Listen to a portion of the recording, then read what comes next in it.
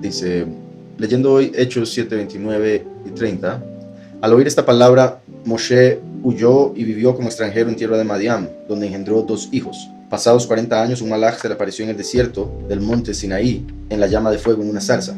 Bueno, me preguntaba si se sabe qué hizo Moshe durante los 40 años que estuvo en Midian, si es que estuvo ahí todos los 40 años.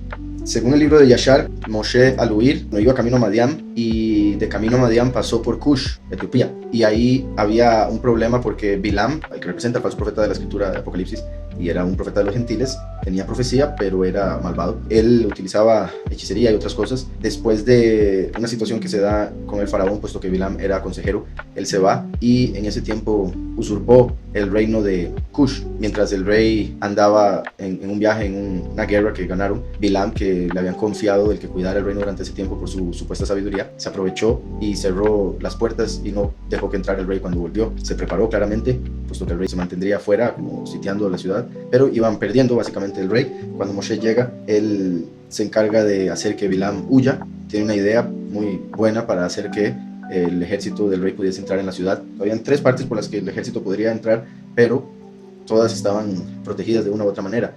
Una de esas 3 estaba llena de serpientes, entonces Moshe entrenó al ejército y los hizo criar por un tiempo y alimentar un halcón, una cierta cantidad de los soldados, y una vez que ese halcón ya se había familiarizado con el dueño y veía que él que lo alimentaba, lo dejaban sin comer por un tiempo y después se acercaron a donde estaban todas las serpientes y estos halcones se encargaron de consumir a las serpientes y después ellos pudieron entrar. Al entrar y conquistar, ya para ese tiempo el rey estaba mal, muy anciano, entonces pusieron a Moshe como rey en Cush, pero él nunca, por respeto a sus antepasados, en el sentido de que sabía que Abraham mandaba a Yitzhak a solo estar con alguien cercano en el sentido de la fe, incluso familiar, por el tiempo, ¿verdad? Que ya hemos hablado de la genética como estaba en ese tiempo y también por la falsedad de las demás naciones, que los patriarcas preferían o evitaban el que se casaran sus descendientes con gente de otras naciones que pudiesen desviarlos a la mentira. Entonces Moshe no se acuesta con la reina, pero toma el reino, la respeta y demás, pero no se acuesta con ella y así permanece por años.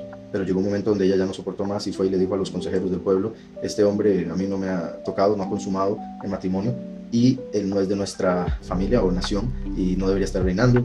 Además, el hijo del rey ya para ese momento había crecido, entonces bueno, suficiente. Entonces dijo: ahorita el hijo del rey ya puede tomar el reino.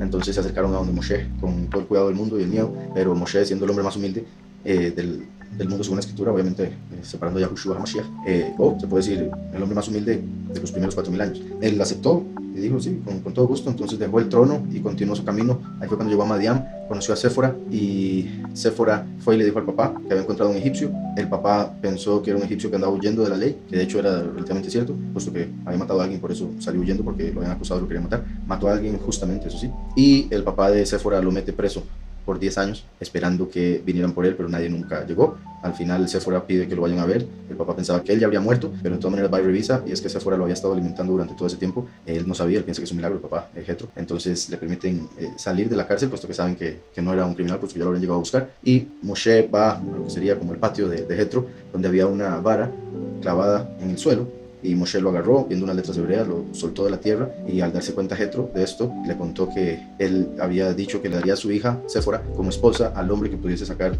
ese cetro. De ahí, ese cetro él lo habría traído de Egipto y habría sido el cetro que tuvo Yosef.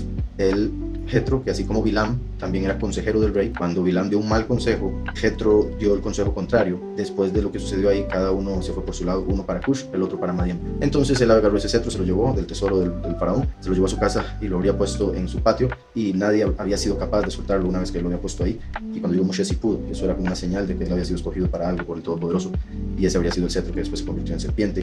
Entonces Moshe se queda con Jetro como el suegro de él y empieza a pastorearle sus ovejas, puesto que Jetro era el sacerdote de Madián y quiso dejar la idolatría y la falsedad del sacerdocio de este mundo, de la religión de este mundo. Entonces dejó el puesto que era el más elevado en ese momento en Madián, y después de haber sido el hombre más respetado pasó a ser alguien que nadie veía bien, porque dejó el sacerdocio, dejó a los Elohim de ellos. Entonces él tenía que hacer o pedirle a sus hijas que pastorearan a las ovejas, que es lo que normalmente hacían los hombres. Entonces por eso es que ellas estaban en el pozo cuando llegó Moshe, y él conoció ahí a Séfora. Entonces Moshe cuidando sus ovejas, las ovejas de Jetro, y abuelo ve cómo cuida las ovejas, ve como una que se pierde, y Moshe deja a todas las otras para ir a recoger la que se perdió, y cuando la encuentra con todo el cuidado del alma la levanta porque piensa que está cansada, o sea, él piensa en cómo se puede estar sintiendo una criatura, un animalito, cosa que mucha gente le vale si no piensa ni siquiera eso de otros seres humanos.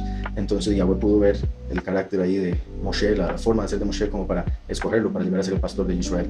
Entonces ahí fue donde lo llamó, a través del arbusto, poniendo ahí el malaj como un fuego. Entonces, espero con eso, es suficiente, hermano, bendiciones.